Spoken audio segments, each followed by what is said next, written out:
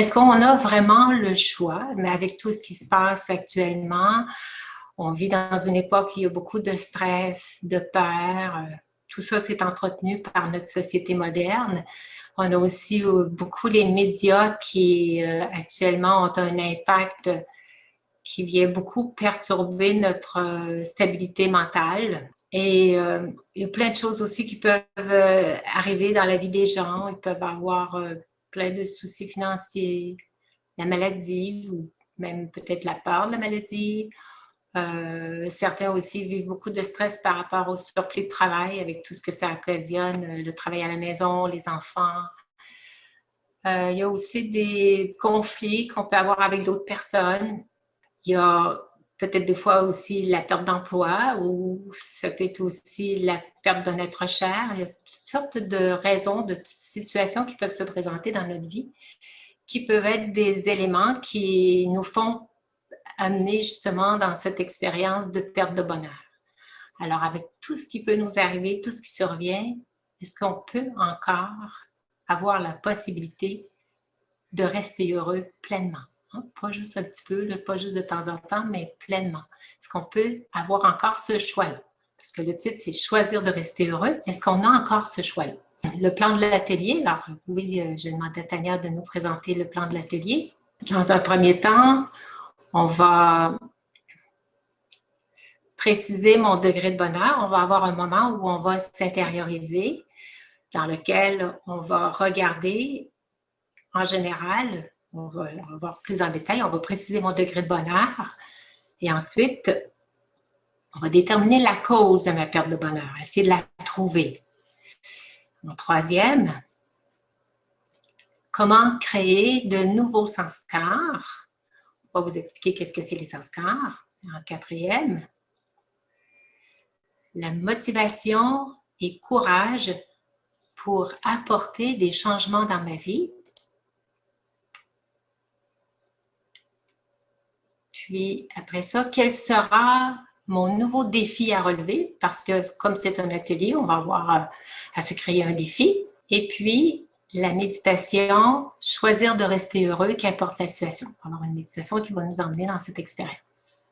Alors, voilà en gros le plan. On va tout de suite vous demander à s'impliquer pour de où on part. Avant l'atelier, un peu pour réaliser en moi quel est mon degré de bonheur actuellement. Donc, on va commencer par repérer comment je me sens. Je vous invite à vous asseoir avec le dos bien droit. Prendre une bonne respiration pour bien se détendre.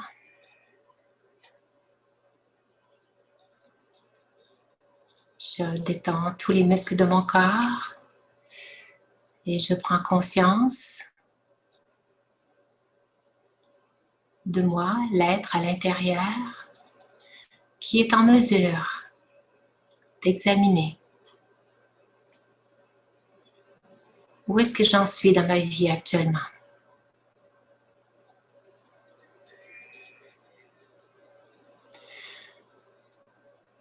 Je vais faire cette introspection sans jugement, sans critique, sans dévalorisation. Tout simplement, observateur détaché, avec honnêteté, sans en ajouter ou en enlever. Seulement demander à mon être intérieur, à l'être objectif, comment je me sens actuellement. Alors, on va vous présenter la première diapositive.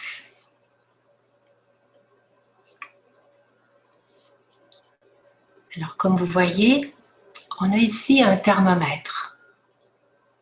On va essayer de déterminer sur une échelle de 1 à 10 à quel niveau se situe mon degré de bonheur présentement.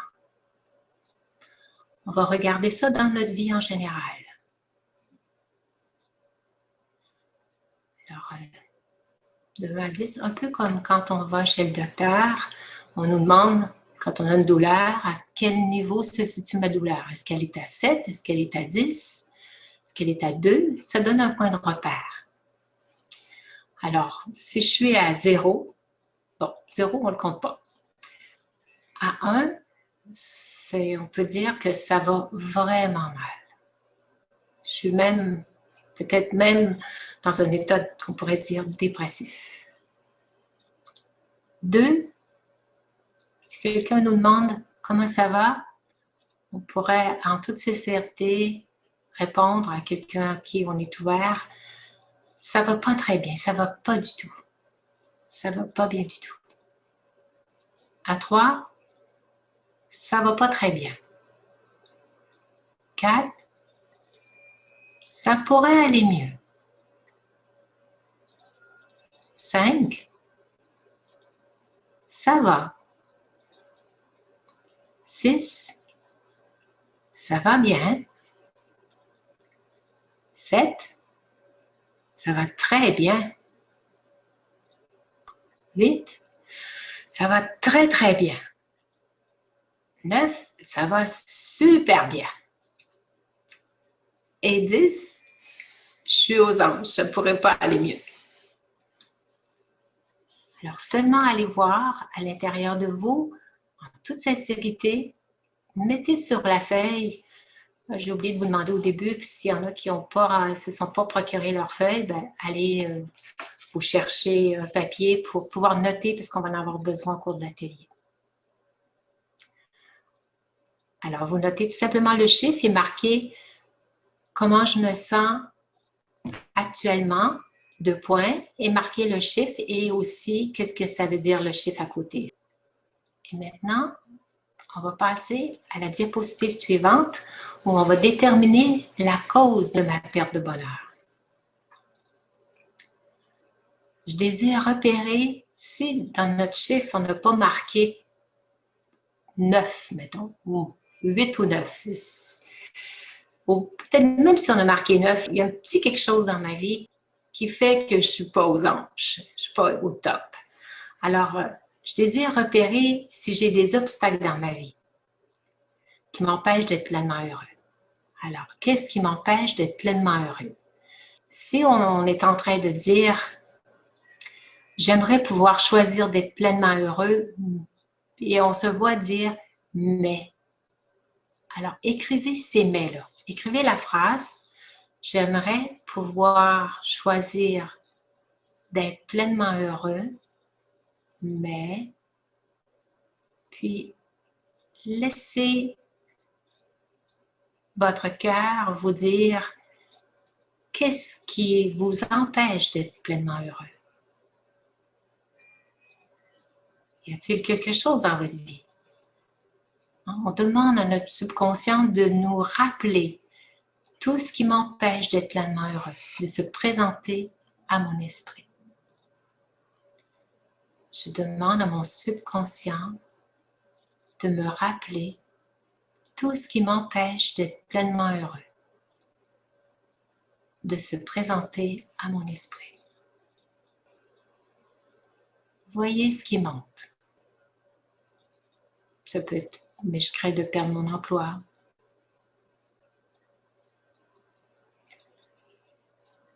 J'aimerais pouvoir choisir d'être pleinement heureux, mais j'ai des problèmes de santé.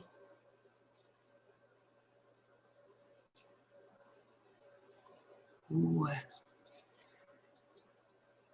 j'aimerais pouvoir choisir d'être pleinement heureux, mais j'ai tellement peur d'attraper la COVID. Ou j'aimerais pouvoir être pleinement heureux, mais j'ai pris des décisions dans le passé qui ont eu des conséquences néfastes pour moi. Ou j'aimerais pouvoir être pleinement heureux, mais j'ai été trahi, on m'a menti.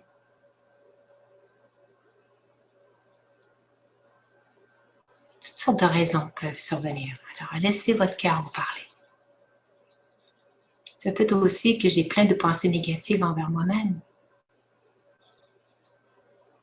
Ou j'ai perdu un être cher. Voyez qu'est-ce qui fait de l'ombre sur votre bonheur. Laissez votre subconscient vous inspirer, vous le rappeler.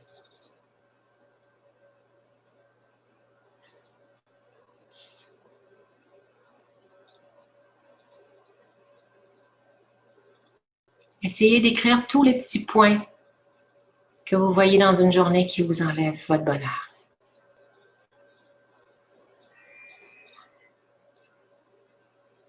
Maintenant, j'espère que vous avez eu le temps d'attraper tout ce que votre subconscient vous a suggéré. Et si jamais, au cours de la journée, vous vous apercevez des choses qui vous dérangent, qui viennent vous enlever votre stabilité, votre bonheur intérieur, reprenez la feuille et écrivez-les pour les repérer. Pour plus se laisser piéger, pour être alerte. Maintenant, on va se poser la question. Est-ce possible d'être pleinement heureux? Est-ce que c'est quelque chose de possible? Regardez à l'intérieur de vous. Est-ce que c'est possible d'être pleinement heureux?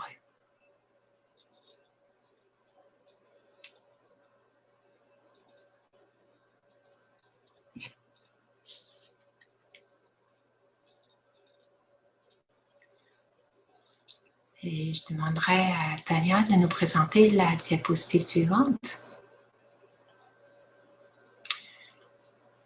Posons-nous la question.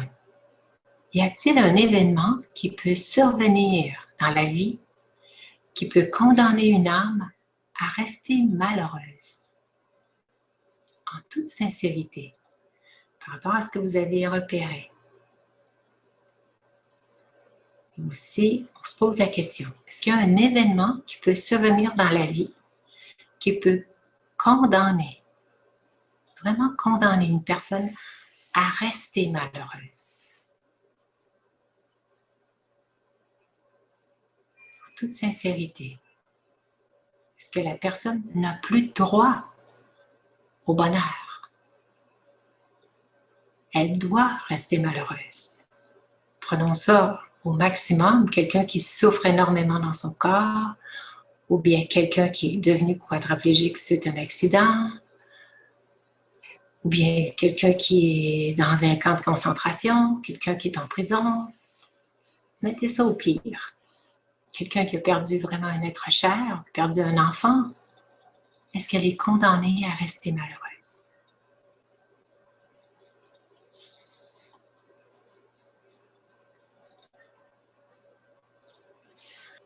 Alors, merci.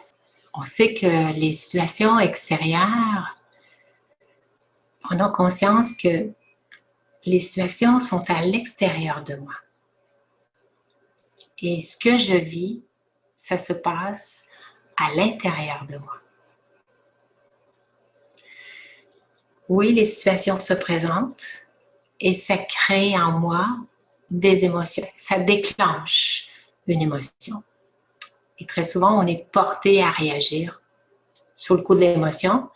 On devient instable, on se met en colère, on réagit. Bon, on devient triste ou il y a des émotions qui ont monté, puis tout de suite, on est porté à réagir sur le coup de l'émotion.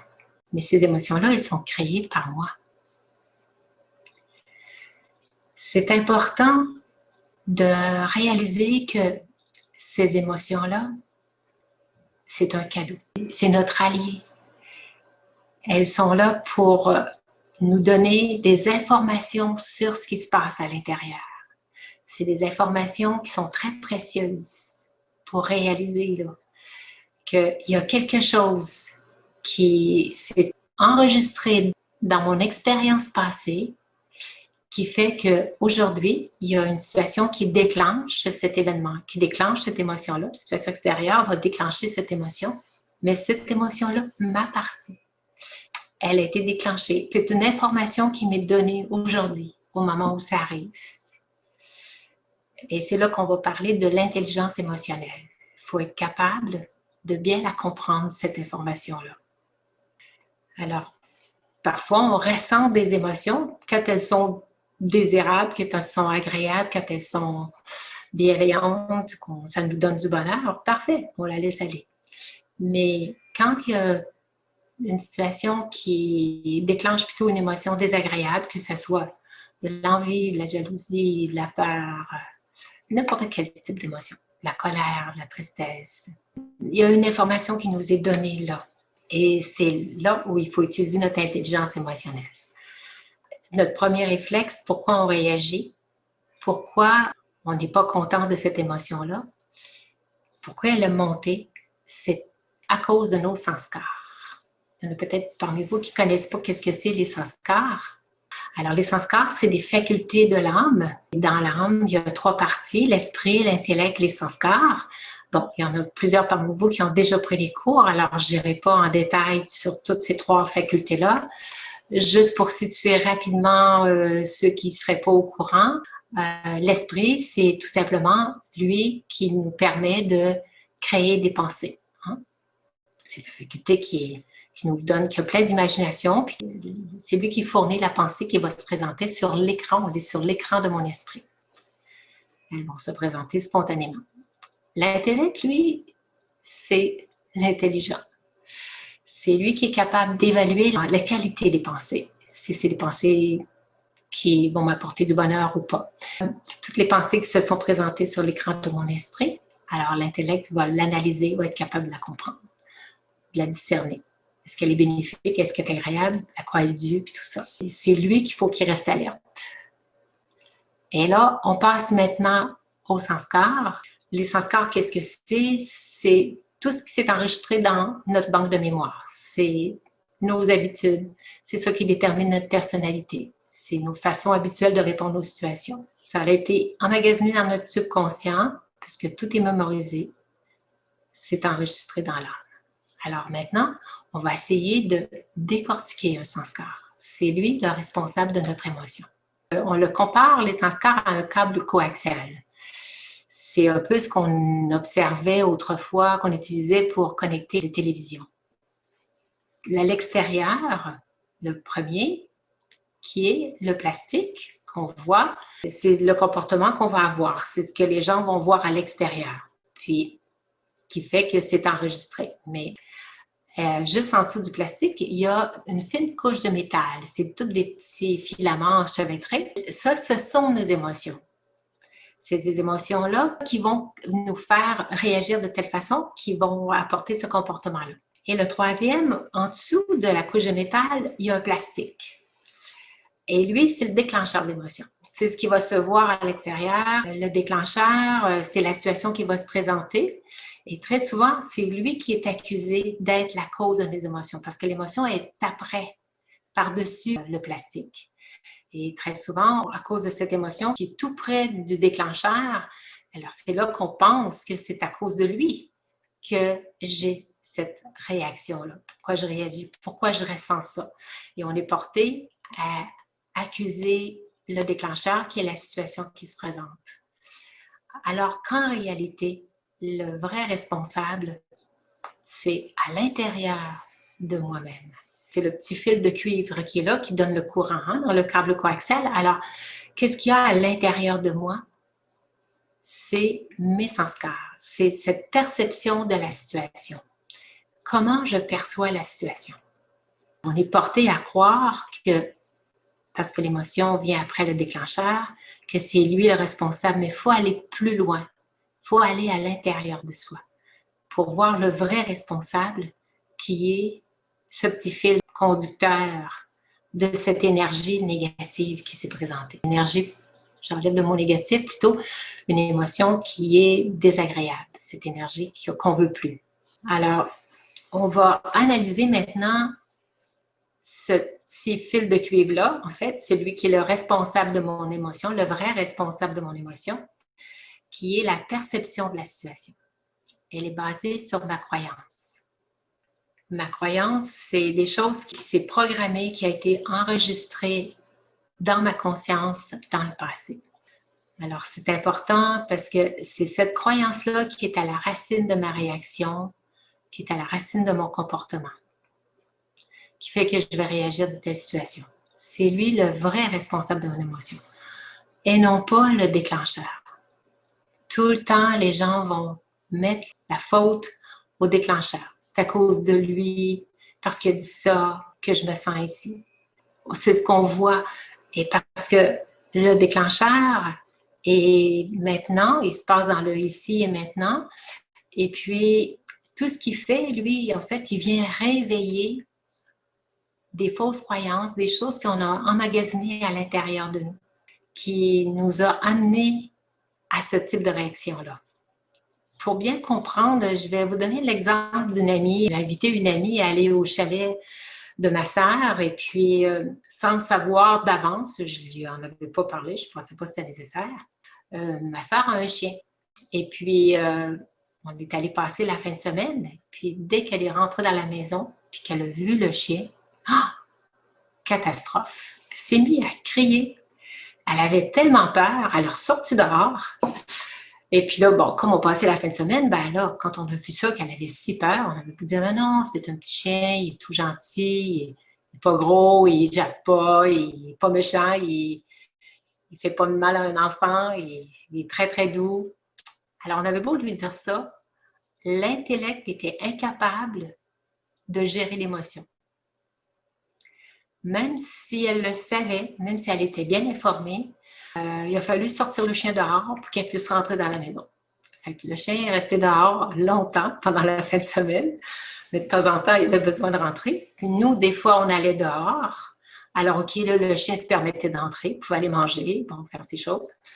Mais on avait vu que le chien était conscient qu'elle avait vraiment peur parce que dès qu'elle l'apercevait, le chien se tenait sur le pas de la porte pour voir si elle était à l'intérieur, puis si elle était là, ben, il restait dehors avec la porte patio. Là. Il restait dehors, puis il ne se permettait pas d'entrer parce qu'il savait qu'elle avait très peur de lui. Il avait l'air tout triste, le chien. Et puis, elle était incapable de gérer ça. Alors, voyez-vous, qu'est-ce qu'il fait? C'est, bon, le chien, oui, il était le déclencheur de l'émotion, mais cette émotion-là, elle venait d'où? Elle venait pas de son expérience maintenant. Elle venait de son expérience passée, de son enfance, où elle a vu un chien qui a mordu une autre personne, et puis ça l'a traumatisée, et puis ça s'est enregistré dans son subconscient, chien, danger. Alors, automatiquement, c'était impossible pour elle de se raisonner, et puis de retirer cette émotion de peur qu'elle avait aussitôt qu'elle apercevait le chien. Elle se tenait vraiment à distance. Fait que voyez-vous, bon, ça c'est qu'un exemple, mais si on sait bien regarder, qu'est-ce qui déclenche une émotion? Ça m'appartient, c'est à l'intérieur de moi. La situation, elle est extérieure. Et comme moi, à l'intérieur, on vit toutes sortes d'émotions. Bon, OK, dans le cas de mon ami, si c'était très problématique, c'était juste pour une fin de semaine, c'est peut-être pas nécessaire d'intervenir dans sa vie pour essayer de corriger cette programmation-là du subconscient qui fait qu'elle a peur des chiens. C'est sûr que ça peut occasionner ces moments-là dans sa vie à chaque fois qu'on va voir un chien dans la rue, encore recréer cette peur-là. Mais si une personne veut s'en départir, quand c'est une peur qui nous traumatise comme ça, ben, il y a moyen d'aller consulter pour nous aider à se départir de cette peur-là.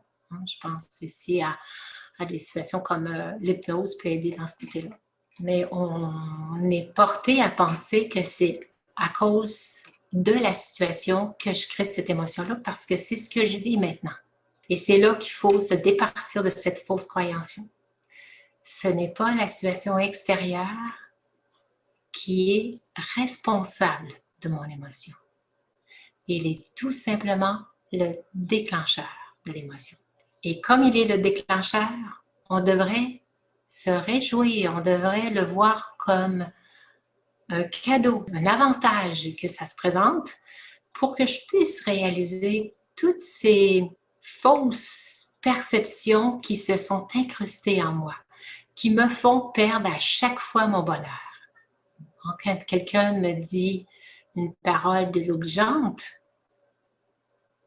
eh bien, je suis portée à avoir un mauvais sentiment envers la personne, si la personne m'insulte ou si elle m'accuse ou elle me critique. Alors, je suis portée à accuser la personne c'est de sa faute que je me sens ainsi. Non, c'est une fausse perception de la situation. C'est à cause de mes sanskars. C'est à cause de mon manque de perception élevée de soi, de mon manque de confiance en moi. Si on perd notre bonheur, c'est vraiment à cause de nos sanskars. C'est vraiment ça qu'il faut aller travailler. C'est vraiment là qu'il faut aller porter une attention spéciale. Parce que c'est lui le conducteur de cette énergie désagréable que l'on vit à l'intérieur. Et arrêtons de mettre la faute sur le déclencheur, la faute sur les situations extérieures. Toutes les mais qu'on a mis tout à l'heure dans notre feuille, ce sont des situations extérieures. En réalité, il faut développer une croyance, peut-être que vous l'avez déjà, mais pour ceux qui ne sont pas encore rendus à considérer que c'est pas à cause des situations, c'est pas à cause des autres, c'est moi, je suis le seul responsable de la création de mon émotion. Je le répète, moi l'âme, je suis la seule responsable de la création de cette émotion. Avec l'exemple avec mon amie, c'était très clair qu'elle était la seule responsable de la création de son émotion. Personne d'autre dans la maison avait peur du chien. Je suis la seule responsable de la création de mon émotion. Qu'importe les situations. Les émotions nous appartiennent. On sait très bien, on peut aller à une soirée et puis il y a quelque chose qui se passe dans la soirée et puis une personne va réagir, puis pas du tout les 50 autres personnes. Il y a quelque chose qui lui appartient. C'est quelque chose en elle qui fait qu'elle ne peut pas tolérer ça. Alors, bien réaliser que je suis le créateur de ma réaction. Mais parfois, on peut se dire comme, oui, je le reconnais, je suis le créateur de ma réaction, mais je ne suis pas capable de contrôler ma réaction. Parce que ma réaction est déclenchée par la perception de la situation. C'est enfoui dans mon subconscient, c'est pris là. Comme souvent, des fois, les gens vont dire, je suis malheureuse parce que j'ai perdu mon mari. C'était quelqu'un avec qui, ça faisait 40 ans, je vivais avec mon mari, puis là, maintenant, je suis vraiment malheureuse parce que j'ai perdu mon mari. Alors, pourquoi est-elle condamnée à rester malheureuse? Elle a créé en elle cette dépendance affective. C'est elle qui s'est enlevée cette possibilité-là de rester heureuse. Bon, des fois, ça peut être à cause des considérations sociales. Il faut avoir l'air malheureuse quand tu perds ton mari. Sinon, si tu es trop vite dans la joie, si tu te mets à sortir avec tes amis, puis qu'on voit que tu t'amuses, puis que la semaine passée, tu venais de perdre ton mari, on va dire, elle devrait être plus malheureuse, hein? Elle devrait être dans la peine, hein? Elle vient à peine de perdre son mari. Alors, tout ça, c'est des considérations sociales. C'est qu'est-ce que les autres vont penser. Ça dépend de notre éducation, ça dépend de nos valeurs, ça dépend des choses qu'on nous a appris ou qu'on a vues avec nos parents quand ils perdaient un être cher qui était malheureux. Alors, on a développé ce sanskar-là. On s'est aperçu que quand on perd une personne, on ressent de la tristesse. Alors, il faut rester triste. Alors, on acquiert comme ça des patterns, des habitudes. Les sanskars, c'est les habitudes. On acquiert des habitudes en voyant les autres comment ils réagissent. On se met à réagir de la même façon parce qu'on pense que c'est comme ça. C'est tout simplement des fois dans notre culture. Parce que si on va dans d'autres pays, dans d'autres types de philosophie, je pense au Tibet, où quand quelqu'un, un être cher, quitte le corps, on fait toute une cérémonie, on met des chandelles et tout ça, puis les gens sont même heureux pour la personne d'avoir été libérée de ce monde, parce qu'ils savent qu'ils sont dans une félicité. Alors, c'est complètement une autre perception de la situation. Hein? Voyez-vous, le fil de cuivre, la perception de la situation. Alors, ça nous appartient. Fait qu'il faut bien réaliser qu'il y a des choses, il y a des croyances qu'on a emmagasinées dans notre subconscient qui font qu'on va créer telle émotion. Alors, on peut se demander à quelle croyance que je me suis attachée qui m'amène à penser que dans telle situation, je dois perdre mon bonheur. Quelle croyance que je me suis attachée.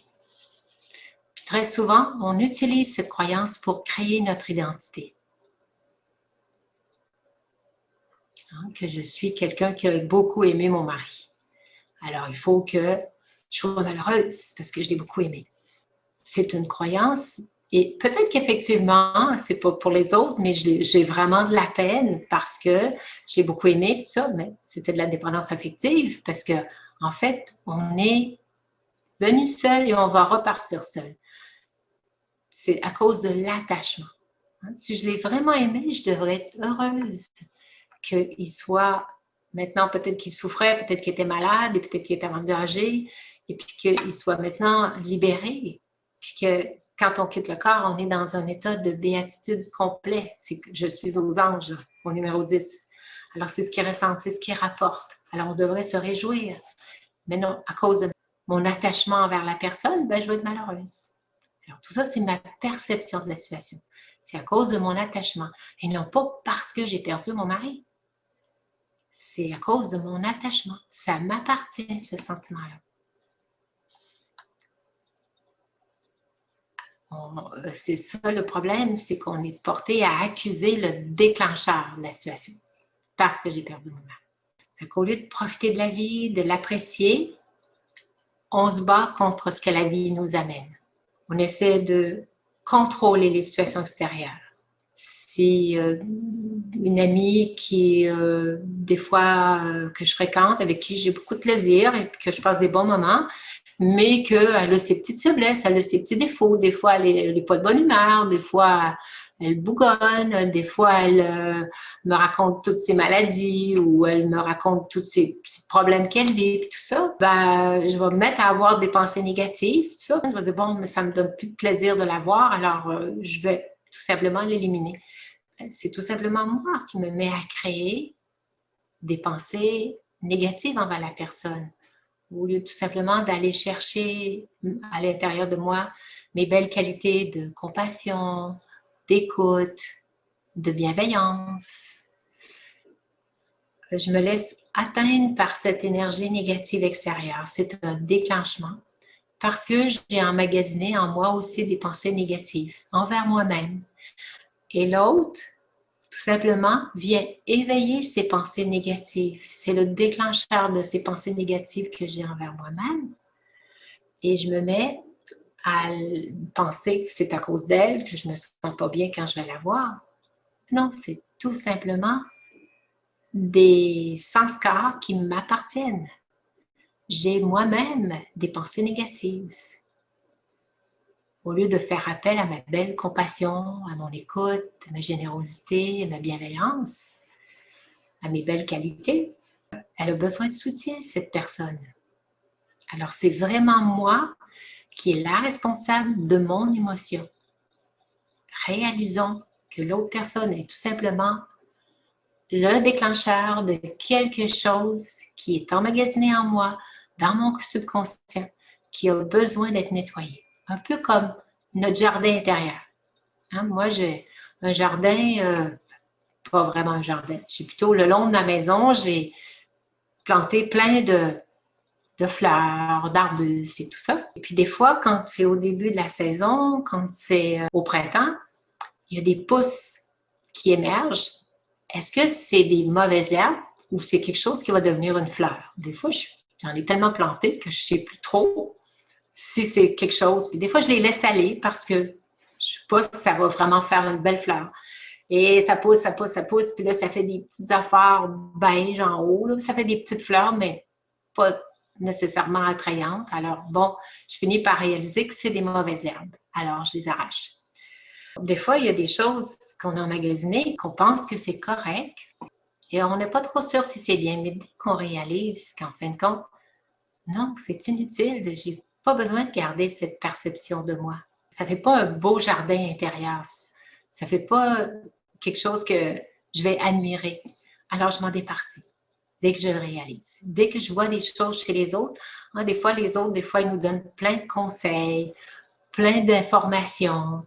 Et puis, on se met à voir ça comme du contrôle ou ils veulent diriger ma vie. Alors, tout simplement, qu'ils veulent nous aider.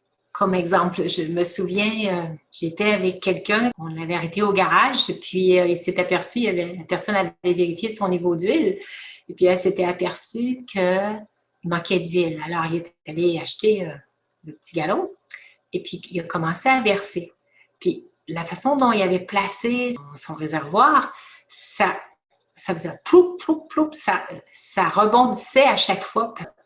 Tout de suite, j'ai eu le réflexe de l'informer. C'était pas pour le critiquer, c'était pas pour lui montrer qu'il sait rien, qu'il sait pas, parce que c'était un homme, il aurait dû savoir ça. Ou... Non, je suis allée avec toute ma bonne intention. Des fois, on pose des gestes qui sont de bonne intention. Fait que je suis allée dire, hey, si tu le plaçais de l'autre côté comme ça rebondirait pas, puis ça va couler très bien, beaucoup plus facilement. Je l'avais appris d'un garagiste qui me l'avait montré. Et là, moi, j'ai voulu lui montrer. Tout de suite, il a été insulté. Il a dit, tiens, fallait toi-même. Il est retourné dans l'auto. Et puis, ça m'a déçu que la personne ait réagi de cette façon-là, parce que mon intention était pure. Mon intention était de lui donner l'information que moi, j'avais déjà eue. Mais peut-être que la façon dont je l'ai dit, il faut que tu fasses ça comme ça, il a vu ça comme du contrôle. Et là, sa réaction, à ce moment-là, ça lui appartient. Bon, ça m'appartient un peu aussi parce que j'aurais peut-être pu lui dire avec bien de bienveillance, c'est vrai que peut-être que j'avais la pensée, ah, il n'est pas habile. La personne avait réagi. Bon, alors, c'est son sens-car. Hein? On n'est pas obligé de prendre sur nous toutes les réactions des autres, toute leur empreinte, toute leur perception de la situation. Lui, il avait perçu que c'était du contrôle. Moi, de mon côté, c'était pas une intention de contrôler la personne puis de lui faire ce que moi je veux, mais davantage de l'informer. Mais ça n'a pas été pris de cette façon-là. C'est correct. Je n'ai pas tombé dans la culpabilité de l'avoir mis de mauvaise humeur, d'avoir créé une colère chez lui. Pas si grosse que ça, mais quand même, je voyais que ça l'aurait irrité. Il était frustré un peu. C'est des choses qui arrivent, mais si moi, je me mets à être coupable de ça, là, la déclencheur de son émotion, si elle vient déclencher en moi une culpabilité, là, c'est pas à cause de lui que j'ai cette culpabilité-là, c'est à cause de moi. C'est moi qui me sens coupable d'avoir fait ça. Des fois que je fais des choses, puis que je crée de la peine chez les autres, puis que je me sens coupable, à ce moment-là, ce sens-car-là m'appartient. C'est ma perception que j'ai enregistrée dans mon enfance de me sentir coupable, d'avoir été accusée. Puis peut-être que j'étais accusée, puis c'était même pas de ma faute, puis que je créais du remous autour. Et puis qu'on me reprochait, puis qu'on m'envoyait en pénitence à cause de ça, eh bien, après ça, je me sentais coupable. Alors, si j'ai des sens-cars de culpabilité, ça m'appartient et c'est à moi d'aller nettoyer ça. Mais on va voir plus loin comment on fait pour nettoyer ça. Alors, on va le voir dans notre atelier, comment on va procéder. Alors, je poursuis. Reconnaissons bien que les émotions sont intérieures et les situations sont extérieures. Tout simplement, c'est des déclencheurs, mais ce n'est pas à cause de lui que je me sens coupable. C'est à cause de moi que j'ai enregistré cette culpabilité-là dans mon enfance et puis qu'au moment où la situation se présente, c'est là où je vais devoir avoir de la compassion envers le soi pour me créer une belle pensée pour remplacer le vieux sens-car. Alors, on va poursuivre avec l'image suivante. Qu'est-ce qu'on va faire avec l'émotion? L'émotion, elle apparaît, elle veut s'exprimer ici au niveau de la gorge. Hein? L'émotion, elle est ressentie dans le corps, au niveau du cœur ou au niveau de la gorge. Bon, une fois que l'émotion est là, très souvent, on va aller tout de suite réagir. Le déclencheur, là, c'est vraiment mon allié, c'est pas mon ennemi. Alors, il ne faut pas le supprimer. Cette émotion-là, elle est là. Il ne faut pas la juger. Il faut l'accepter parce qu'elle me donne une très belle information. Et c'est là qu'on va passer à ce qu'on appelle être conscient, à la conscience. On va passer à l'étape 2, qui est l'intelligence émotionnelle. En Raja Yoga, on utilise le mot l'intellect. Mais des fois, on peut associer le mot l'intellect si la personne est trop dans sa tête, c'est dans le mental. Non, c'est l'intelligence émotionnelle. On sait aujourd'hui que les directeurs d'entreprise, ils ne vont pas seulement évaluer ta compétence, ils ne vont pas seulement évaluer si tu es intelligent, là, ton quotient intellectuel. Maintenant, il accorde beaucoup plus d'importance à l'intelligence émotionnelle. Comment on réagit devant les situations? Je peux être bardée de plein de diplômes, avoir une très belle apparence, avoir une très belle articulation, être capable de facilement m'exprimer, mais pas du tout être émotionnellement stable. Hein? Si il y a une critique d'un collègue, puis que je réagis, puis je rebondis, puis que je me mets en colère, eh bien, je risque de ne pas avoir la job. Hein? Ils vont nous passer des tests pour vérifier comment on réagit devant les situations. Est-ce qu'on a une belle stabilité intérieure? C'est là notre intelligence émotionnelle. Et en Raja Yoga, c'est lui, l'intellect, qui doit être capable de bien comprendre la situation. Et si on a cette intelligence émotionnelle-là, on va aller à l'intérieur de soi pour regarder c'est quoi qui est enregistré en moi. C'est mon garde du corps, fait qu'on va devenir intelligent. Hein? Parce qu'on ne peut pas vivre sans émotion. On n'a pas le choix. Alors, il faut passer à l'étape 2 pour analyser ma situation. Et c'est là qu'on dit qu'on se place en observateur. Il ne faut pas réagir tout de suite sur le coup d'émotion parce que si je réagis tout de suite, je crée un sens-corps, je crée une action. Ma réaction va aller, c'est un comportement. Et si, à force de répéter ce comportement-là, bien, ça va créer une habitude qui va s'enregistrer dans ma banque de mémoire, puis ça va devenir mon sens-corps, puis je vais toujours réagir, je vais toujours garder cette faiblesse-là en moi, de rebondir, de me mettre en colère, de devenir triste ou me mettre à pleurer. Fait que faut passer à l'étape 2, passer à cette intelligence émotionnelle-là qui va nous permettre d'observer mon émotion. Premièrement, si je me sens bien avec une émotion très forte à l'intérieur, que je sens que la colère veut monter, alors ben, je vais commencer par essayer de me calmer. Parce que sinon, je vais risquer de faire des gaffes, dire des choses que je vais regretter par la suite, qui vont faire des pots cassés, puis ça va être long à réparer. Alors, sauvons du temps. Même si ça a l'air à prendre un petit peu de temps, c'est quelques secondes. C'est juste réaliser. Prendre le temps d'aller créer ces quelques secondes. Alors, je me calme, je me détends. Je retrouve tous mes esprits. Parce que l'émotion, elle est forte. Et si jamais on a de la misère à se calmer, ben là, allons chercher des techniques de calme, de relaxation, qui est la respiration. Facile de se concentrer sur notre respiration. Ça nous déconnecte de la situation, on se centre sur le soi, je respire profondément et dès que j'ai pu détourner toute mon attention sur ma respiration, on sent qu'à un moment donné, ça a diminué l'explosion qui venait de se produire à l'intérieur de moi. Avec le déclencheur, ça a créé une forme d'explosion en moi. Et là, tout de suite, ça retombe. Hein? Quand il y a une explosion, ça retombe vite. Au moment où je sens que là, je suis devenue calme, je vais voir qu'est-ce qui m'appartient là-dedans. Je l'analyse.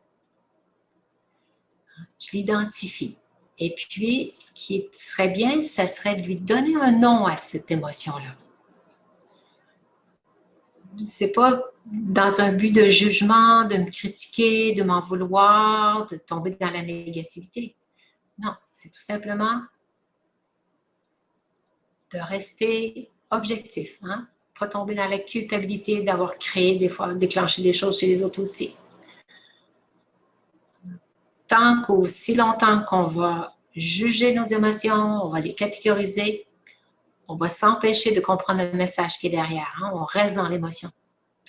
Alors, ce qui est important, c'est de se libérer de la conception que mes émotions, elles sont négatives ou positives. Non, ce sont des cadeaux. Les prendre comme le message, elles me donnent un message sur moi-même. Alors, je fais appel à ma sagesse intérieure pour déterminer la nature de ma croyance à laquelle je m'accroche. Hein. C'est une croyance que j'ai emmagasinée dans mon subconscient qui me fait réagir de telle façon-là, qui a créé cette émotion-là. Il y a des fois des gens, quand ils sont devant l'injustice, vont réagir. Hein. Le patron va décider quelque chose, puis on trouve que c'est injuste de faire ça. Waouh, là, ça nous fait bondir. Bon, ben, on a quelque chose. Non, peut-être qu'on était élevé avec des parents qui préféraient un enfant, mon frère, plus que moi. Il aurait voulu avoir un autre garçon. Maintenant, je suis la plus vieille, puis il y a eu le garçon après, puis très injuste envers moi. Bon, toutes sortes de raisons qui fait que j'ai pu être quelqu'un de très sensible à toute situation d'injustice. D'autres, ça va être de la trahison. D'autres, ça va être de l'humiliation, le rejet, l'abandon. Tout ça, c'est des choses qui se sont emmagasinées dans mon subconscient. Alors, de voir que si je réagis émotivement à une situation, c'est un message qui m'est donné. Alors, je vais faire appel à ma sagesse intérieure pour déterminer la nature de ma croyance. Une fois que j'ai repéré ça, ça m'appartient. Je me rappelle mon but. Qu'est-ce que c'est mon but qu'on s'est donné au tout début de la rencontre d'aujourd'hui? Rester heureux. Est-ce que je vais rester accrochée avec... C'est comme si je vois une mauvaise herbe dans mon jardin. Mon but, c'est d'avoir un beau jardin. Je ne resterai pas là à regarder la mauvaise herbe puis à m'en désoler. Oh non. Mon but, c'est de faire de la place pour créer des belles pensées, créer des nouveaux sanskars. Alors, je ne focalise pas toute mon attention là-dessus. Je me détourne, c'est le déclencheur de mon émotion, me faire réaliser quelque chose. Et pour annuler cette perception, cette fausse croyance, je vais créer une belle pensée élevée qui va être l'antidote de ce que je viens de vivre pour créer de nouveaux sanskars, de m'identifier à autre chose que mes vieilles habitudes. Alors, c'est là où on va apprendre aujourd'hui à créer de nouveaux sanskars. Ça va être notre défi.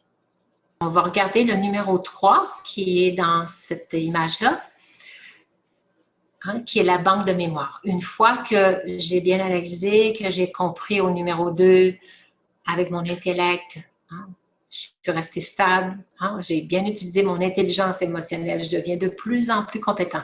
Au début, on ne sera pas tout de suite compétent, mais c'est quelque chose qui se développe, la compétence. Quand on s'est vu réagir, qu'on a fait une erreur, ah bon, là, je n'aurais pas dû réagir. Bon, fait que là, et c'est là qu'on va emmagasiner de nouvelles habitudes qui vont aller se placer dans la banque de mémoire, qui est la numéro 3, qui est nos sanskars. La banque de mémoire, c'est ce qu'on appelle les sanskars. Il faut éviter de passer de 1 à 3.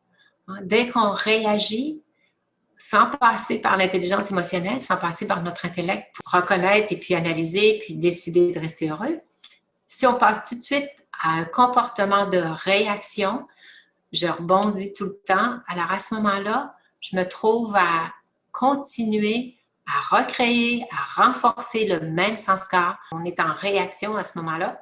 Alors, dès que je réagis, je recrée un comportement, je crée une action et ça retourne tout de suite dans ma banque de mémoire. Tout ça, ça s'enregistre là, sans être nettoyé. Et c'est quelque chose qui va continuer à devenir ma personnalité, d'être quelqu'un de colérique ou quelqu'un qui est tout le temps dans la tristesse ou quelqu'un qui est tout le temps en train d'envier les autres ou quelqu'un qui est tout le temps en train de se dévaloriser envers le soi. Si j'ai tout de suite ce réflexe d'avoir des pensées négatives envers moi, bon, ça va continuer à s'enregistrer dans ma banque de mémoire.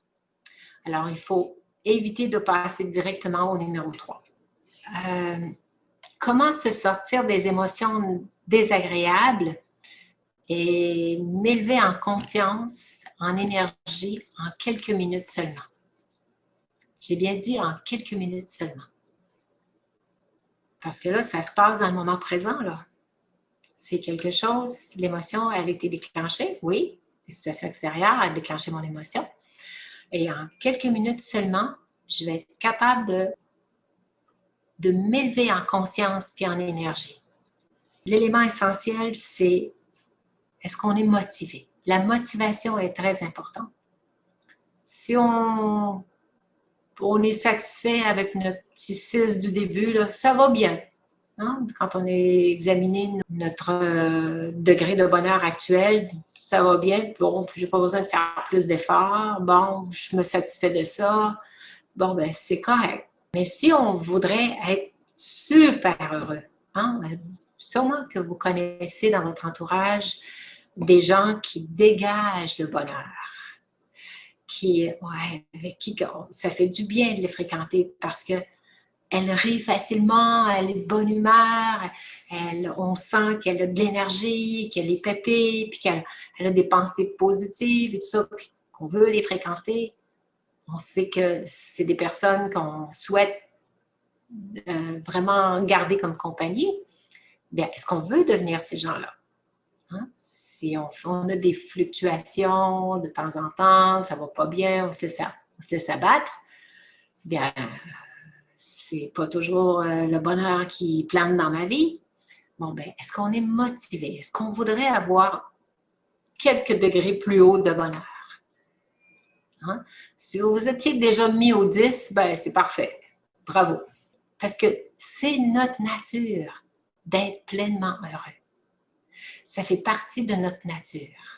Mais on a développé ces mauvais sanskars-là qui fait qu'on est arrivé aujourd'hui à pas tout le temps se sentir dans cet état-là, dans ce bien-être émotionnel, ce bien-être intérieur. Alors, l'élément essentiel, c'est est-ce que je suis motivée? Puis pour être motivée, oui, alors on va devoir poser des gestes, ce qu'on va appeler faire un pas de courage. Je vais devoir prendre des décisions pour bien me mettre à l'action. Fait qu'il va falloir que je passe à l'action. Ça va demander un petit effort, mais tellement avec des résultats tellement gratifiants, tellement réjouissants à l'intérieur de soi. Alors, est-ce qu'on est motivé? Si oui, c'est pas pour rien que vous vous êtes inscrit à cet atelier-là. Hein? Comment rester heureux en toute situation? Bien, il faut croire que vous aviez un peu cet objectif-là. Fait que si c'est votre objectif, si c'est votre motivation, restez heureux, qu'importe tout ce qui arrive. Parce qu'on ne vit pas des situations faciles actuellement, hein, avec le confinement, avec toutes les peurs qui peuvent, puis tout le stress qui peut en suivre, puis tous les médias qui n'arrêtent pas de nous parler de toutes les mauvaises nouvelles. Alors, est-ce qu'on est encore capable de rester heureux? C'est ça. Alors, on veut être motivé, on va faire ce pas de courage-là. Fait qu'on va devoir passer à l'action. Alors, quand j'ai dit en une seconde, il faut juste, quand l'émotion monte, il faut prendre passer à l'étape 2 ici, à l'intérieur, hein, qu'on appelle l'âme, élever la conscience que je suis en train de vivre une émotion, qu'est-ce que je fais avec? En quoi elle m'appartient, cette émotion-là? On va tout de suite avoir cette pensée déterminée. Je veux retrouver ma stabilité émotive et mon bonheur intérieur. Alors, on va se répéter ça à l'intérieur. Je veux retrouver ma stabilité émotive et mon bonheur intérieur. Je veux retrouver ma stabilité émotive et mon bonheur intérieur. Plus on répète des pensées déterminées, élevées, positives envers le soi, plus on crée des sanskars et plus notre mémoire se rappelle de notre but. Quand on est ébranlé, je veux retrouver ma stabilité émotive et mon bonheur intérieur. Il faut tout de suite semer cette graine. Mon but. Je veux retrouver ma stabilité émotive et mon bonheur intérieur. Fait que c'est comme ça qu'on va créer des nouveaux sanskars. C'est créer des belles pensées. Me rappeler mon but. On sait que l'âme, elle est très malléable. Elle n'a pas de limite. C'est pas de la matière. C'est des choses qui est fluide. Alors, la pensée actuelle, elle est très facile à transformer. Si j'ai sur l'écran de mon esprit pourquoi il a dit ça, pourquoi il fait ça, pourquoi il agit comme ça, eh bien, si c'est ça qui est tout de suite ma réaction, si c'est la pensée qui est arrivée, elle peut très facilement être remplacée. C'est pas couler dans le béton, il faut que ce soit cette pensée-là. Cette pensée-là, elle a émergé de mes sanskars, de mes habitudes de critique, de mes habitudes de vouloir contrôler les autres, contrôler ce qu'ils disent, contrôler ce qu'ils font, tout ce que ça, c'est pas correct, de les juger, c'est des habitudes. Alors là, maintenant, dès que ce genre d'habitude-là émerge, je me dis, je crée de nouvelles pensées. Pour créer de nouvelles pensées, on va faire ce nettoyage intérieur, on se débarrasse de tout ce qui est inutile, ce qui m'éloigne de mon but. On va résumer, à chaque fois que j'ai une émotion désagréable, en sachant que ces émotions-là font référence à des sanskars que j'ai emmagasinés dans le passé, que je ne veux plus conserver. Alors, je vais mettre de la lumière sur cette part d'ombre qui est en moi. Je vais faire venir la lumière divine. Je suis une énergie moi-même, je suis une lumière, je suis une vibration pure et élevée. Alors, je vais mettre de la lumière sur cette part d'ombre. Vous savez que quand il fait noir dans une pièce, c'est pas de se battre contre tous nos vieux sanskars, puis toutes nos faiblesses et puis tout ça. Si on veut mettre de la lumière dans une pièce, on ne se bat pas contre la noirceur. On allume l'interrupteur. Et dans la seconde, tout de suite, la lumière arrive. Alors, on fait la même chose. Dans la méthode traditionnelle, on nous disait de corriger toutes nos vieilles affaires, puis tout ça, là, toutes nos vieilles habitudes. Non, Raja Yoga, on y va avec la méthode facile. C'est pour ça qu'on appelle ça le Easy Raja Yoga. C'est vraiment la méthode facile, c'est de tout de suite, on ne se bat plus contre nos faiblesses, on recrée des pensées élevées. Si je suis en train de dire pourquoi il fait ça, qu'est-ce qu'il fait là, c'est ça qui émerge. Tout de suite, je remplace ces pensées-là par « Il a besoin de mon aide. » Je lui envoie des bons souhaits pour qu'il se calme et qu'il retrouve sa paix intérieure. Si on est devant quelqu'un qui est en colère ou qui critique, tout ça, qu'il retrouve sa stabilité intérieure. Je lui envoie mes bons souhaits de paix et d'amour. Très facile. Tout de suite, je viens de créer une belle fleur dans mon jardin. C'est ça que je vais enregistrer dans mon subconscient. C'est ma perception de la situation. Lui est le déclencheur. Et ma perception de la situation, c'est pas de voir que c'est une mauvaise personne. Ça, c'est les vieux sanskars. Je me débarrasse de ce titre-là en créant, en semant des belles pensées. Je lui envoie des bons souhaits de paix et d'amour et qu'il retrouve sa stabilité intérieure. Mon intellect, le numéro 2, ici au centre du front, qu'on voyait tout à l'heure, l'intelligence émotionnelle, qui va être quelqu'un de se considérer comme un bienfaiteur et non pas un critiqueur des autres, de ce qu'ils font, puis tout ça. Je me considère, je suis un bienfaiteur du monde. J'envoie à cette personne des bonnes pensées de paix, d'amour, qu'il retrouve sa stabilité intérieure. Très facile. Et je viens de créer un nouveau sanskar. Et est-ce que je trouve que cette pensée-là est bienveillante? Oui. OK, je l'envoie dans ma banque de mémoire. Je viens de la créer. Je peux la répéter pour bien envoyer une belle énergie à la personne. Voyez-vous, c'est très facile de corriger des vieux sanskars. Au moment où l'émotion se présente, c'est le temps de la corriger. C'est le temps d'emmagasiner, semer des belles fleurs dans votre jardin pour avoir des émotions toujours très agréables.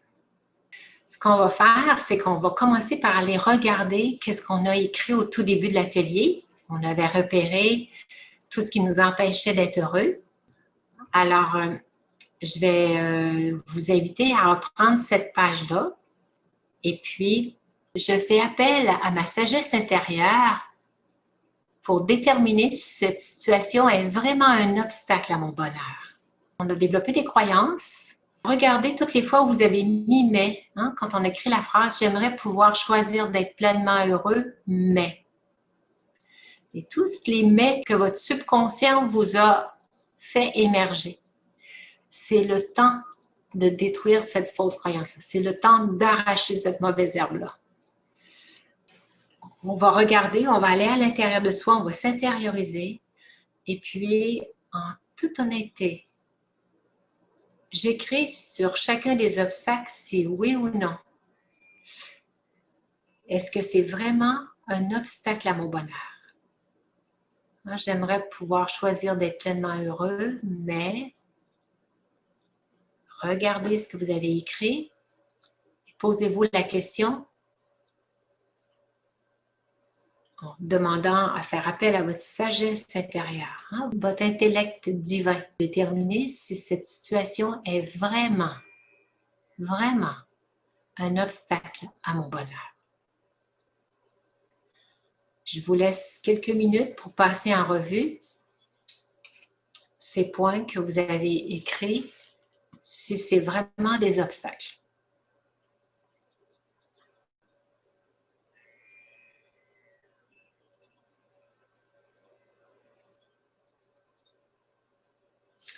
Alors, je pense que c'est assez facile avec tout ce qu'on a entendu aujourd'hui. On peut facilement percevoir si c'est une fausse perception, des fausses croyances que j'ai emmagasinées. S'il y en a qui ont répondu oui, je vais vous inviter après ça à me faire part. On aura un petit moment de discussion après. Maintenant, on va poursuivre avec la diapositive suivante où on va se demander quelles croyances voulez-vous adopter? Est-ce que je suis influencée par la situation? Qu'on n'a pas le choix d'être influencé par la situation, en se disant c'est à cause des situations extérieures que je me sens ici. Est-ce qu'on continue de croire que c'est ça, que je me sens ici à cause des situations extérieures? Je n'ai pas le choix de me laisser perturber, irriter. Est-ce que c'est ma croyance que je n'ai pas le choix de me laisser perturber, de me laisser irriter par cette situation? Ce que je suis, à ce moment-là, je deviens une victime de la situation. J'ai plus de pouvoir, je suis une victime. Je ne peux plus être heureuse. C'est la situation, je ne peux pas la contrôler. Si j'ai perdu mon mari, je ne peux pas contrôler ça, je l'ai perdu. Je suis une victime de la situation à ce moment-là. Alors, je regarde à l'intérieur de moi, est-ce que c'est la croyance que je veux conserver? C'est à cause des situations extérieures que je me sens ici, je n'ai pas le choix. Il faut que je sois irritée parce qu'il se passe telle chose dans ma vie, donc je suis une victime. Ou bien on va adopter une autre croyance. Je suis détachée de la situation, je reste détachée de la situation. Si des fois c'est difficile de se détacher d'une situation, on peut créer la pensée « je me détache de cette situation ». C'est souvent un conseil que j'ai donné, que j'ai expérimenté quand à un moment donné, on allait dans les salles de cinéma. Et puis, quand à un moment donné, je ne voulais pas pleurer parce que le film était triste, ce qui se passait. Alors, j'ai découvert qu'en disant « je me détache de cette situation », tout de suite, l'émotion se calme. Alors, c'est un truc que je peux vous donner. Je me détache de cette situation. Si vous ne voulez pas réagir, vite créer la pensée « je me détache de cette situation ». Alors, quelle croyance? C'est « je suis le seul responsable de mon état émotionnel ». Alors, le premier point qui suit, je suis le seul responsable de mon état émotionnel. Est-ce que vous voulez adopter cette croyance-là? Si oui, je vous invite à l'écrire sur votre feuille. Prenez le temps de l'écrire pour vous rappeler de ça, pour ne pas l'oublier, pour que ça s'inscrive. Le fait de poser un geste, le fait de l'écrire. Et si jamais vous avez tendance à l'oublier, réécrivez-le. Vous avez tendance à réaccuser les autres extérieurs, à être responsable de vos émotions. Réécrivez la phrase. Je suis le seul ou la seule, si vous êtes une fille, la seule responsable de mon état émotionnel. Pour bien adhérer à cette croyance-là. si jamais c'est une croyance à laquelle votre intellect est capable de réaliser que oui, c'est vrai, ça m'appartient. Hein, pensez à mon amie qui avait peur du chien. Elle était la seule responsable de son état émotionnel. C'est pas le chien. C'est quelque chose qui s'était emmagasiné en elle. Et le chien était simplement le déclencheur. Et le point suivant, c'est je choisis de rester stable et de garder mon bonheur intérieur. Je choisis de rester stable et de garder mon bonheur intérieur au lieu de choisir de se laisser irriter et perturber. Est-ce qu'on préfère rester stable? Bien sûr, hein, tout le monde souhaiterait rester stable. Alors, je choisis de rester stable et mon but, garder mon bonheur intérieur. Si vous voulez l'écrire, pour bien vous en rappeler, c'est quoi votre but, c'est quoi votre choix? Je choisis. Hein? Le titre, c'était « Choisir de rester heureux, qu'importe la situation ». Alors, je choisis de rester stable et de garder mon bonheur intérieur. Et à ce moment-là, je ne suis plus une victime. Je suis le maître de mon esprit. C'est quelle croyance vous voulez adopter? Je reste détaché de la situation. Alors, quand on est détaché de la situation, on sait que je suis le seul responsable de mon état émotionnel. Je choisis de rester stable et de garder mon bonheur intérieur. Et je suis le maître de mon esprit. On passe à la diapositive suivante. On se demande quel est le degré de contentement que je choisis maintenant de maintenir dans ma vie. C'est quoi? À quel niveau je voudrais être? Alors, mettez-vous un chiffre avec la petite signification à côté. Hein? Si vous voulez, ça va super bien. Quand les gens vont vous demander comment ça va aujourd'hui, ça va super bien. Wow! Tout de suite, ça fait agréable. Hein? Oh ben non, s'il y en a qui veulent le top, je suis aux anges. Alors, c'est votre choix. C'est vous qui déterminez le degré de bonheur avec lequel vous voulez planer. Je suis responsable de ce que je veux créer. Je suis le seul responsable de mon bonheur intérieur. Prenez bien le temps d'être honnête avec vous. Allez-y aussi, si vous partez de 1 ou 2, ben OK, tombez de suite à 10, prenez le temps de... Ouais, peut-être que vous pouvez viser haut, parce que maintenant vous avez compris les choses. Et puis, mais soyez réaliste tout en étant aussi progressif hein, dans votre cheminement, en sachant que l'essence corps, ça se crée avec des habitudes. Hein, des nouvelles habitudes, ça se crée par la répétition. Alors, vous ne passerez peut-être pas tout de suite demain matin à tout de suite être au top aux anges, mais vous allez voir, notre but, c'est d'y arriver, de monter comme ça dans l'échelle de notre bonheur intérieur. On va regarder jusqu'où on veut se rendre. On va passer à l'étape suivante où on va se donner un défi pendant 21 jours. Alors, c'est un défi puissant pour me donner du pouvoir et pour élever mon taux vibratoire. Alors, comme on veut créer des nouveaux sens-corps, il faut poser des gestes. Il faut faire notre pas de courage. On sait qu'on est déterminé, on a cette motivation-là. À chaque soir, avant d'aller dormir, je détermine une pensée élevée envers le soi, une pensée qui correspond à mon besoin actuel. Si vous avez eu à vous comparer, vous avez vu quelqu'un qui s'exprime super bien, qui fait des super belles conférences, on est porté à se comparer, on est porté à se dévaloriser par rapport à elle. J'aimerais bien avoir ce talent-là, j'aimerais bien avoir cette spécialité-là, j'aimerais bien être comme ça. C'est dès qu'on voit une émotion, quelque chose qui est monté durant la journée, eh bien, qu'on prenne le temps le soir d'aller à l'intérieur de soi. Au Raja Yoga, on nous recommande de méditer comme ça tous les jours. Et puis le soir, on fait comme un petit peu une rétrospective. Et quand on s'assoit comme ça à l'intérieur, on réalise que, hop, les émotions qu'on n'a pas eu le temps de traiter durant la journée parce qu'on était occupé, tout ça, puis il y a des petites pensées qui sont arrivées. On fait une rétrospective de notre journée. Et puis là, on voit les émotions qui se sont présentées, les choses les plus marquantes. C'est souvent, on se rappelle plus facilement des choses négatives. Pourquoi? C'est parce que c'est les mauvaises herbes c'est un cadeau. Alors là, on va la repérer, la mauvaise herbe, on va l'enlever. Et là, on va la remplacer. On va semer une belle fleur, une belle pensée. Si j'ai eu à envier quelqu'un, ben, je pourrais dire, je suis fière de moi. J'ai d'autres spécialités et je reconnais toute ma valeur. On va se créer une pensée qui va répondre à mon besoin actuel pour emmagasiner dans mon subconscient, créer ces nouveaux sanskars-là.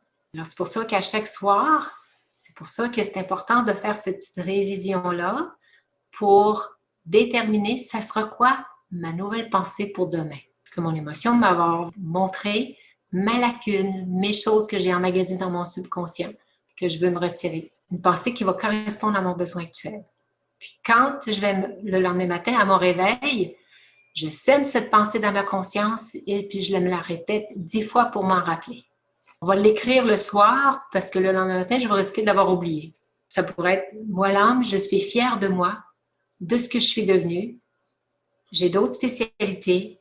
Je m'aime, je m'apprécie telle que je suis. » Écrivez ce dont vous avez besoin. Si c'est de la confiance en soi, de l'amour de soi, du calme, de rester stable, je suis stable émotionnellement, vous écrivez votre besoin. Ça correspond à vous, c'est personnel. On se répète ça à notre réveil, puis je sème à nouveau cette pensée plusieurs fois dans la journée. Soit à chaque fois que mon intellect n'est plus occupé. Hein? On est occupé de faire notre travail. Si tout le temps que je suis occupée, bon, OK, si j'ai à faire des rapports, de la comptabilité, bon, j'ai des choses à m'occuper, à répondre, à téléphoner, bon, tout ça, on fait toutes nos activités. Il y a tout le temps des petits moments où on n'est plus occupé, soit pendant qu'on prépare un repas ou des choses comme ça. À ce moment-là, les mains sont occupées, mais pas l'intellect. À ce moment-là, c'est important de se répéter à soi ces belles petites paroles. Vous vous rappelez, nous, en Raja Yoga, on nous dit de le dire 108 fois pour créer ces sanskars-là, pour vraiment que ce soit rapide, apporter ces changements-là. Et puis, hier, on a eu une classe avec Sœur Moïni, qui est notre directrice aux États-Unis, qui est la responsable de l'Amérique, et elle disait que c'est de rester heureux, choisir de rester heureux. C'est important de sentir ce bonheur-là. C'était vraiment dans l'air. Ça tombe bien que ce soit ça aujourd'hui. Alors, moi, l'âme, je suis, puis là, vous écrirez ça le lendemain matin. Vous commencerez par vous identifier à l'âme. Hein? Moi, l'âme, je suis. Vous répétez ça chaque jour, 10 fois au réveil, et puis plusieurs fois durant la journée, pour créer ces nouveaux sanskars-là. Ça devient des méditations. Hein? Des méditations, qu'est-ce que c'est? C'est avoir des pensées pures et élevées. C'est ça, votre forme de méditation. Vous allez vous trouver être des karma yogis. Être en yoga tout en étant dans l'action. Alors, ça devient des karma yogis. Alors voilà, on passe à la diapositive suivante. Que dès que quelqu'un ressent du bonheur, cela donne du bonheur aux autres. Hein? Vous voyez le petit bonhomme qui est super heureux. Tous ceux qui sont près de lui, tout de suite, ça les fait sourire. Et ceux qui sont plus éloignés, qui sont à distance, eh bien, ils n'ont pas cette belle énergie-là. C'est important de dégager cette belle énergie parce que le bonheur est contagieux. C'est comme la COVID. La COVID est contagieuse, mais nous, ce n'est pas la COVID qu'on va transmettre, c'est le bonheur. Alors voilà, c'était notre présentation d'aujourd'hui. Est-ce qu'il y a des gens qui ont des questions? Si oui, ouvrez votre micro. Non, pour moi, c'est parfait. C'est très agréable. C'est clair et net. Parfait, merci. Merci pour tout. Oui, vas-y. OK. Moi, j'ai des gros problèmes de sommeil. Puis, j'ai identifié mon émotion, ma réaction. C'est que mon conjoint, il fait pas la cuisine. Puis, j'ai toujours eu de la misère avec ça. Mais je le garde en moi. J'arrive pas à lui expliquer. Pourtant, il fait depuis un certain temps son possible pour s'impliquer, là. Mais il reste que je suis comme me sens un peu comme la maman qui s'occupe des repas. Puis ça, c'est une fausse perception. En tout cas, je veux essayer de régler ça, mais j'y arrive pas. Alors, j'ai bien suivi ce que vous m'avez dit. J'espère que j'ai bien compris, puis je vais être capable de régler ce problème-là. Ça a l'air niaiseux, là, mais c'est incroyable. C'est ce qui m'empoisonne la vie. Je le règle pas parce que j'ai peur du rejet de la réaction de mon conjoint. Autrement, ça va bien dans les autres sphères, là, mais ça, j'y arrive pas. OK. Ce qui me vient à l'idée, ce qui que je pourrais mentionner par rapport à ça, c'est de lui exprimer votre besoin. Hein. Ce que vous avez besoin, c'est pas de lui reprocher qu'il fait pas ci, qu'il fait pas ça, mais d'aller à l'intérieur de soi que vous avez un besoin de coopération pour alléger votre tâche. Vous êtes peut-être à la retraite, bon, tout ça. Fait que vous avez besoin de sa coopération puis de sentir que vous êtes une équipe. Puis, je me souviens quand mes parents ont pris leur retraite, ils étaient tous les deux, on avait un magasin, les deux travaillaient au magasin, puis quand ils ont pris leur retraite, ben, souvent, c'est la femme qui fait à manger, puis c'est elle qui fait la vaisselle, puis c'est elle qui fait le ménage, puis c'est elle qui fait le lavage et tout ça. Alors, c'est dans les clichés de ce que c'est un couple. Alors, c'est beaucoup changé aujourd'hui, mais peut-être justement dans les plus anciens couples, c'est encore ancré. Alors, de dire que ma mère avait bien mis ses points saisis, c'est maintenant, tu es au même niveau que moi, tu vas travailler avec moi. Tu vas couper les légumes, tu vas faire la vaisselle, tu vas m'aider. Quand je travaille, tu travailles. C'était bien imposé, mais je veux dire, c'est juste d'arriver avec un besoin de coopération, de collaboration. C'est qu'il coopère maintenant beaucoup, tu sais, il va faire tout ce que je vais lui demander, mais c'est que je sens quand même une attente vis-à-vis de moi. Puis ça, j'arrive pas à, tu sais, je me sens comme quand même la maman qui prend en main quand même le souper. Mais c'est juste que, mais je pense qu'il faudrait que j'y exprime que je me sens comme ça, puis qu'il faudrait que c'est comme une autre façon qu'il change son esprit par rapport à ça. Même s'il fait son possible là, pour s'impliquer, faire la vaisselle, puis tout ça, mais il reste alors, c'est ça. Alors, pour exprimer quelque chose, il y a une attente. Votre perception, c'est qu'il a une attente. Une attente. C'est nettoyer que l'autre a une attente. C'est ça à nettoyer. Mais c'est moi qu'il faut qu'il nettoie. Je n'ai pas besoin de lui expliquer. C'est vous qui avez la perception qu'il, lui, a une attente. Il faut enlever cette idée-là. C'est là qu'est le problème. Hein? C'est l'attente, puis c'est moi qui ai cette perception-là. OK. Merci. OK, merci. On passe à une dernière personne, parce que je vois le temps qui file. Moi, est-ce que je peux y aller? Oui, vas-y. OK. Moi, j'ai écrit comme, bon, qu'est-ce qui m'empêche vraiment d'être heureuse? Je dirais, c'est mon hypersensibilité, ma fragilité. Exemple, j'ai peur de perdre des personnes que j'aime. Alors, c'est un bon point. C'est beau d'être sensible parce que ça veut dire que vous êtes, on va dire, votre intelligence émotionnelle est d'une belle qualité parce que plus un appareil est de qualité, on va dire plus il est dispendieux parce que justement, il y a une belle sensibilité dans l'appareil. C'est une qualité, il ne faut pas voir ça comme une faiblesse. Ce que vous avez mentionné, c'est ce qu'on appelle l'attachement. Alors, on va découvrir que l'attachement, c'est ça qui est la cause. C'est de croire que si je perds la personne, je vais être malheureuse. C'est des pensées qu'on se crée. C'est notre attachement, c'est notre dépendance affective. À ce moment-là, je suis heureuse. J'ai pas besoin, je suis pas dépendante. J'ai pas besoin des autres pour être heureux. Ça m'appartient. C'est facile à dire, mais à faire, c'est autre chose. C'est ça. Mais il faut peut-être se le créer, la pensée. Puis je suis heureuse, puis j'envoie des bons souhaits. Puis c'est de créer cette pensée-là. Il faut créer le sanskar. Que je suis heureuse même sans leur présence, même sans leur existence. Il faut créer le sanskar.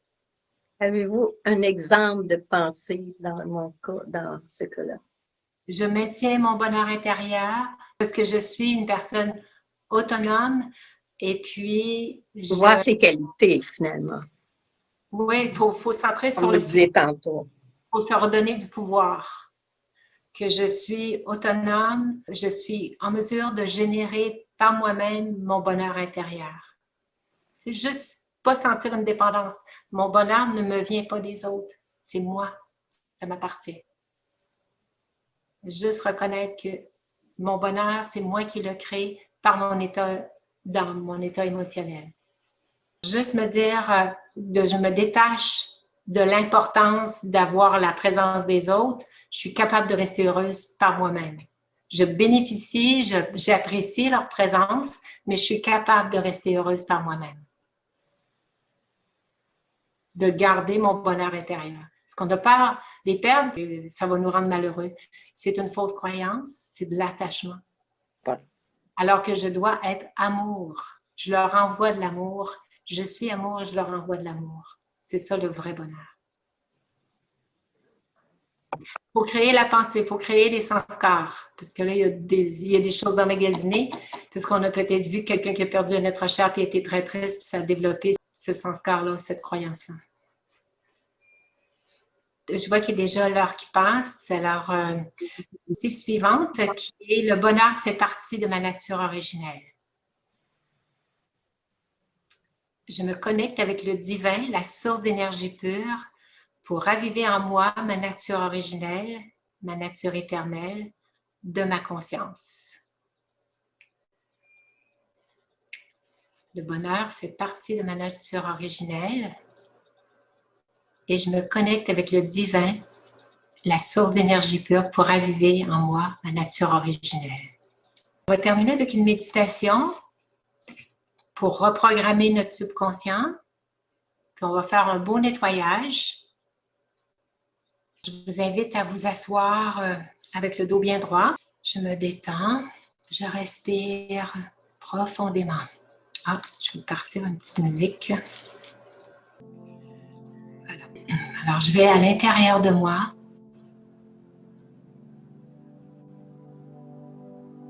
Je me détends complètement.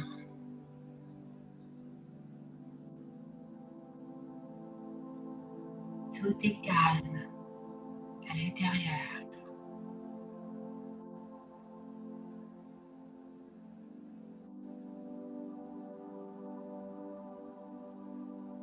Je prends conscience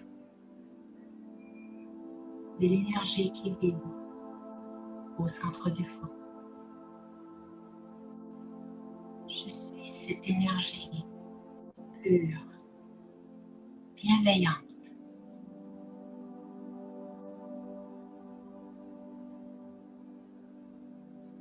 Qui a pour objectif de maintenir son bonheur intérieur.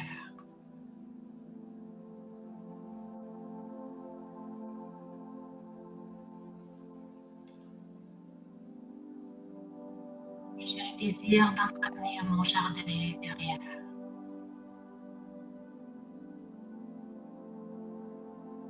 Je veux maintenant demander, je dépose mes mains en avant.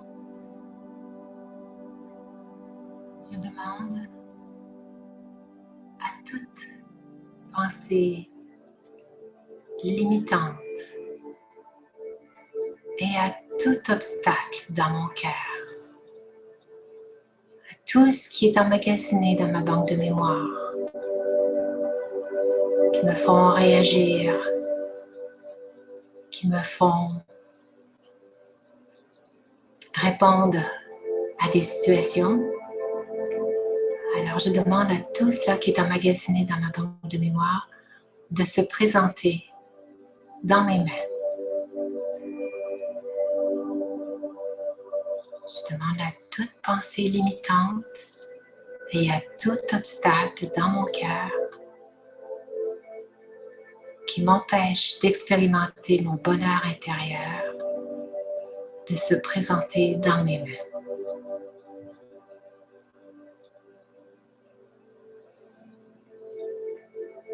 Et maintenant, je vais frotter mes mains. Je m'en libère complètement.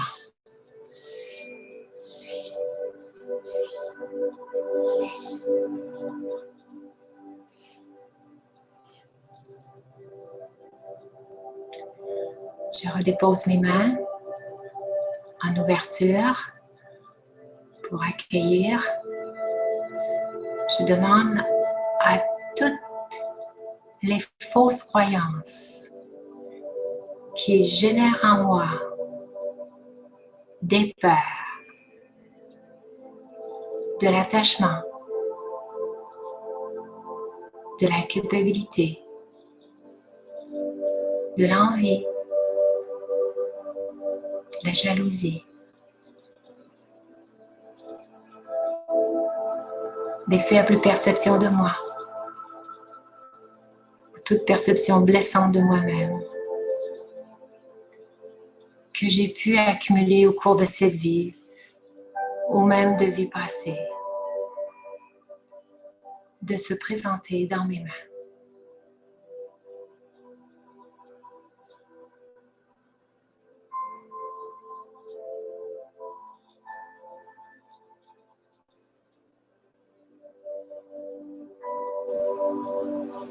Je désire me départir de toutes ces mauvaises herbes que j'ai semées dans mon jardin ou qui ont été semées dans mon jardin. Je m'en libère complètement. Je fais le geste de nettoyer. Je m'en libère complètement.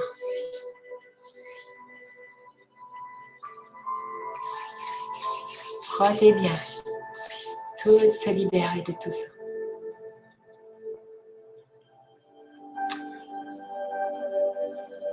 Encore une troisième.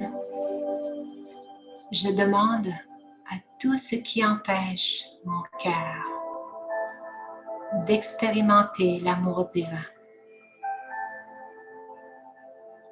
de se présenter dans mes mains. Je demande à tout ce qui empêche mon cœur d'expérimenter l'amour divin, de se présenter dans mes mains.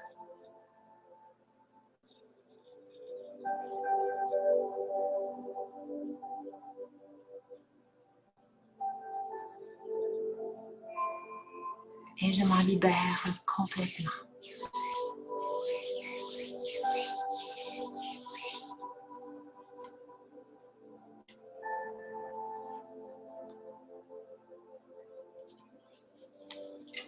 J'ouvre mon cœur pour faire circuler la lumière du divin,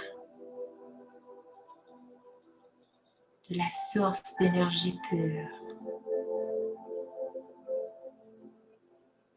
J'ouvre mon cœur pour faire circuler la lumière du divin, afin qu'il éclaire toutes les cellules de mon corps, qui répande toute la lumière,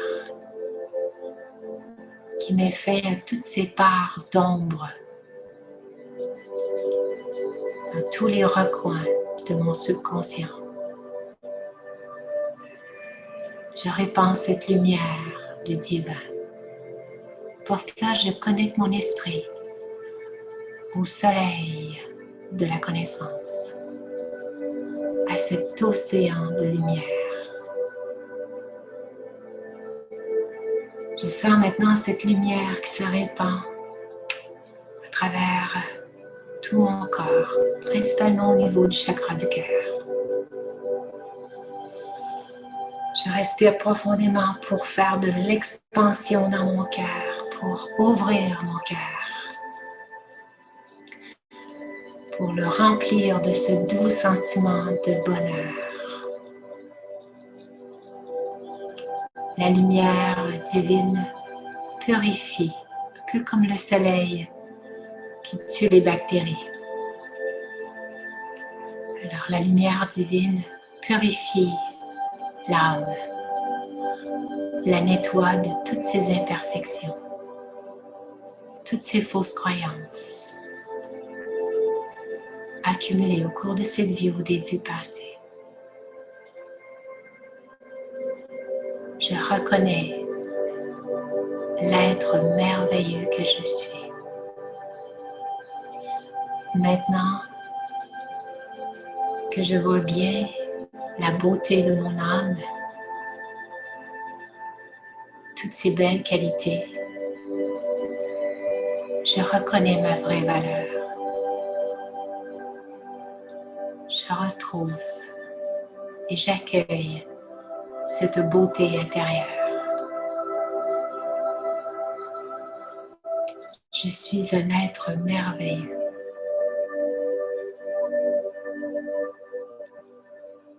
Je suis paix.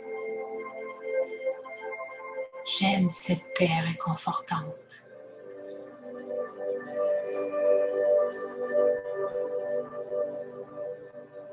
Je suis amour, libéré de tout attachement, de toute attente. J'aime.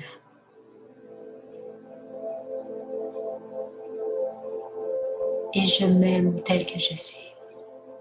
Je suis amour.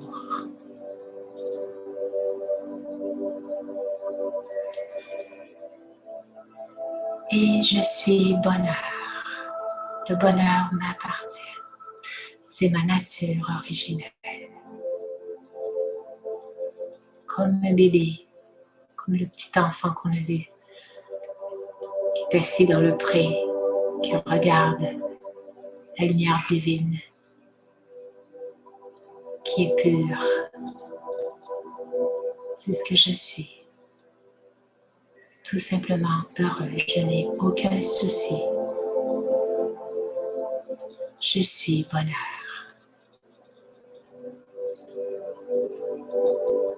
Om Shanti. Alors, merci. Ça m'a fait plaisir de vous offrir cet atelier qui, j'espère, va vous maintenir dans un niveau élevé de bonheur.